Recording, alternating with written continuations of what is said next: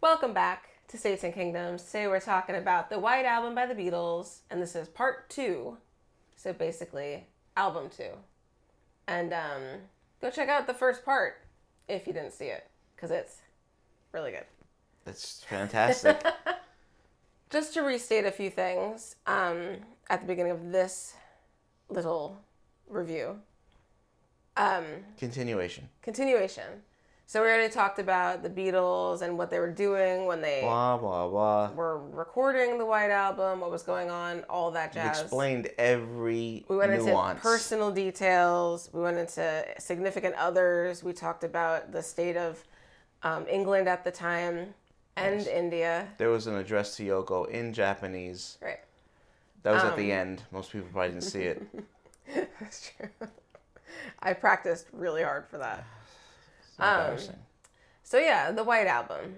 What is it? Part 2 opens with Birthday. Yeah. Awesome song, I think. I think all of the side openers are really great. This is my new gesture. That's great. Does it look natural? It looks like 1945. I think Grandma used to do that. I think it's a great opener. This is a great program. No, Birthday is such a cool song. Yeah. It's just got so much energy. You know, it just kind of springs. Well, this is one of the songs the in mono that I did notice a little difference. Yeah.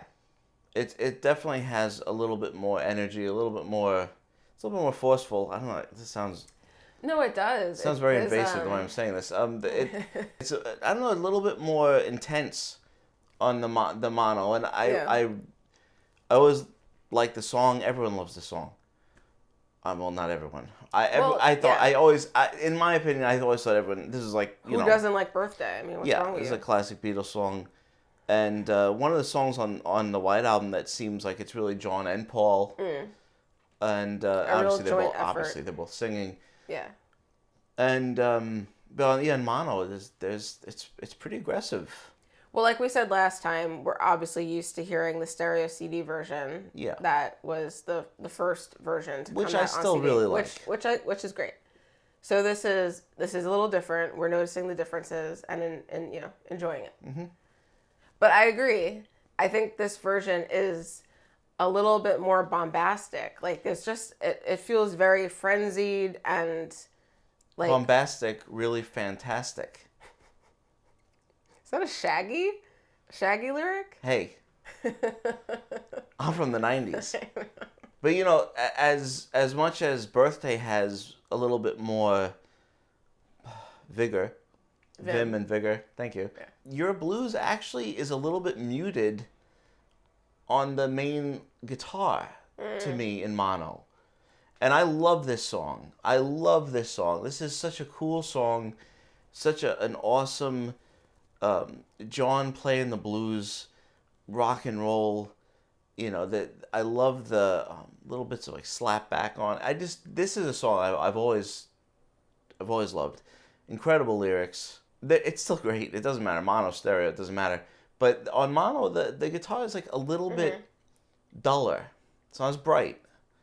And it also has a longer fade out, if I'm not mistaken. I think it does, yeah. Yeah, and so I mean this song that I always look forward to, and I really, at times I would just skip to. I mean, Wow. I would just Wow. I only skip Paul's songs though. Is fair.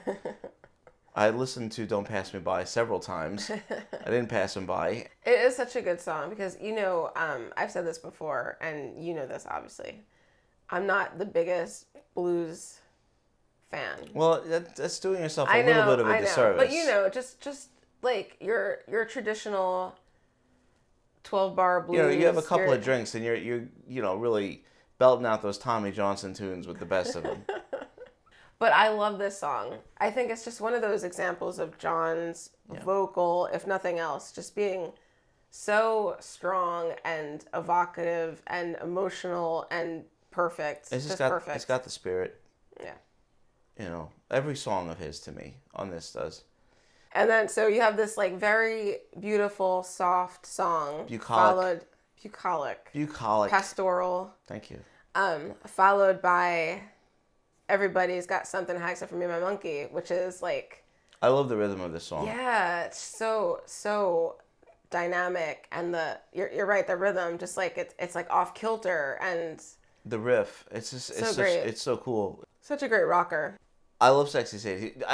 I honestly feel like we should stop talking about John's songs because I love all of them. I have almost nothing to say. Then I just think they're genius. Yeah, and I love his Sexy songs Sadie. on the second album Stick It to the Gurus. are just as good as on the first. You know, there's like no, you know, not like that necessarily happens, but sometimes, you know, the second the second record of a two-parter can be kind of lesser than the first. Sexy Sadie is just such a gorgeous song. I mean, the piano is such a beautiful piano part. Again, like an incredible vocal. Like perfectly crafted, and oh man, I just love it. John Lennon has, you know, I mean, he just is one of the greatest singing voices of all time. Yeah. And I love his singing on this. And it, you know, it's the kind of, you could say, invective. I don't say like more somewhat gentle invective, really. But he could do so well, and you know, and be maybe a little unfair, but also fair. You know, it's a great song. Helter Skelter is an awesome song. I know. I mean, you know, I do prefer the stereo version. Yeah. It's just what I'm used to, but it's also it was a little different. I like the chaos of the stereo version a little bit more. I like the sound of it, and this felt a little too orderly. I like that it spills over. You know, I like that it kind of keeps going, and it's not a complicated song, and yet it just drones on.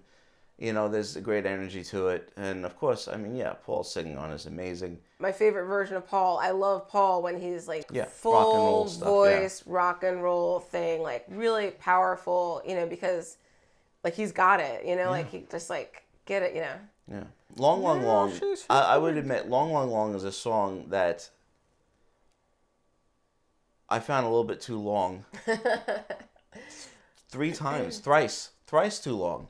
Long. But no, but you know, actually on the mono version, I actually, for what, I'm not even sure what it is, and I probably should have figured that out before I did this video. What is it? But you know, I really like the mono version of this. It starts so quiet. But something holds together more.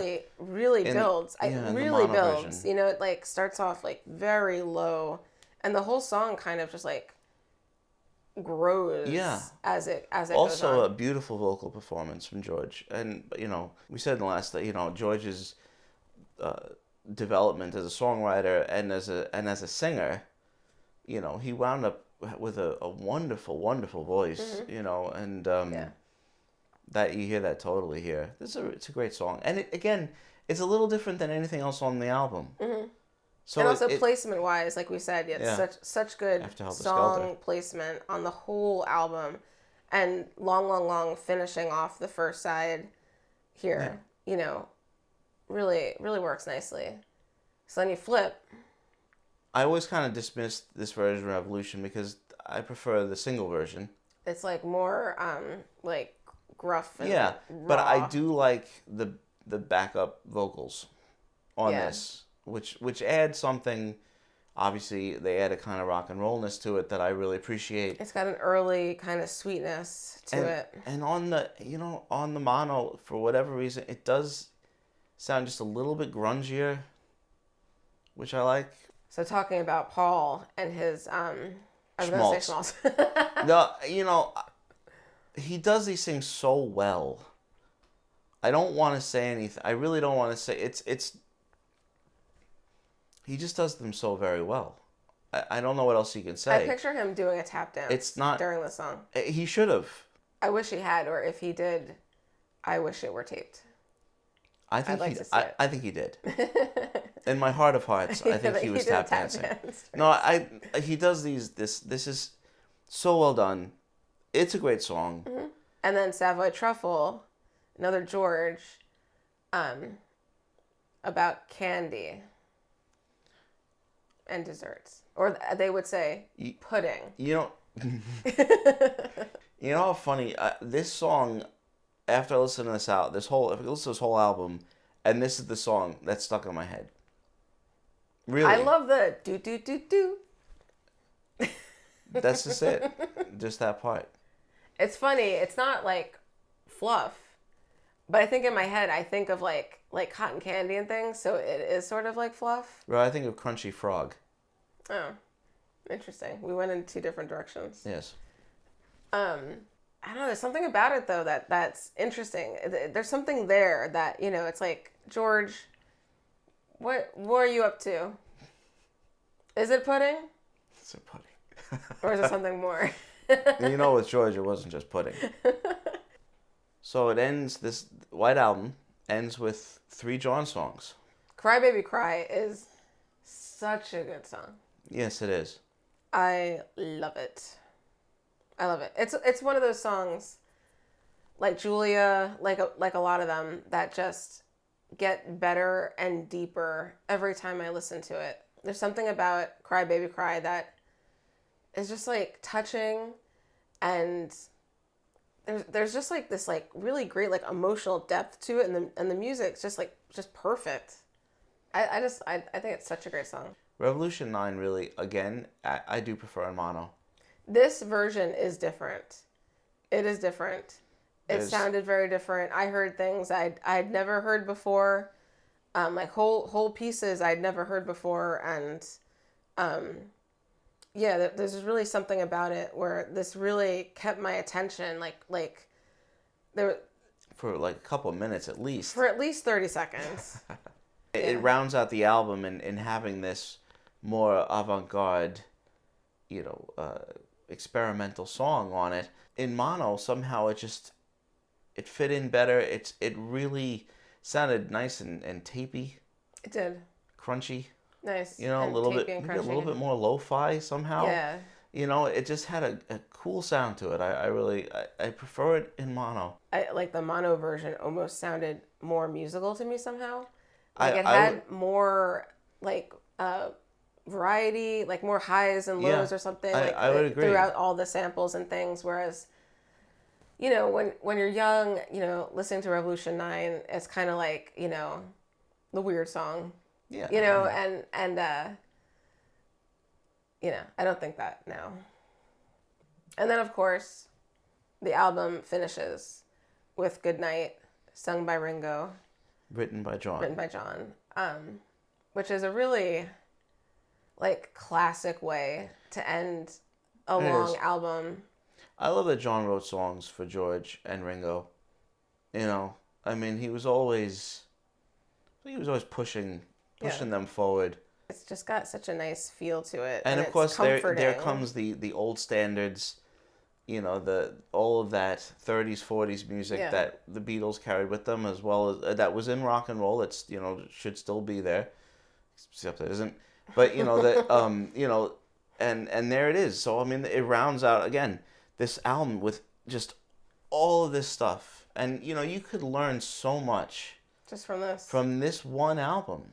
Just one album. Yeah. For me, for us, it kind of epitomizes what makes the Beatles so compelling and so important and so inspiring moving forward. They're not an artifact. Mm-hmm. This is still important. You can still learn from all of this, and there are still things here to learn from and kind of bring with you. Yeah. Keep the music going. You can keep it going. You can do songs it's a in tradition. These styles. You gotta keep it. And also, it can alive. lead you to some other people. It can lead you to other musicians. It's right. That's the thing. I use the analogy of the thoroughfare in the last one. It was a good one. It was a good analogy. It's really good. Good change. It's a good... Anyway, but that's one of the things I really love about this, and it's still it's a vital work of art.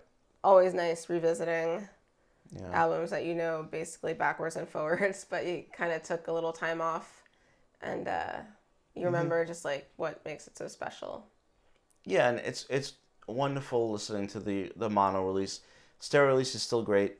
I do listen to that. That's the one. That's what you go for. Mm-hmm. I'll say again, I really wish that the mono Beatles releases were always available. Whatever, yeah, the original releases, how they were originally heard, should always be available. You know, some of them, it's absolutely worth hearing. There's no question. So, the White Album, I give it 10 out of 10. It's got It's got a good beat and you can dance to it. Thanks for watching. Make sure to like this video, subscribe if you're not subscribed, leave a comment, and we will see you next time. So long.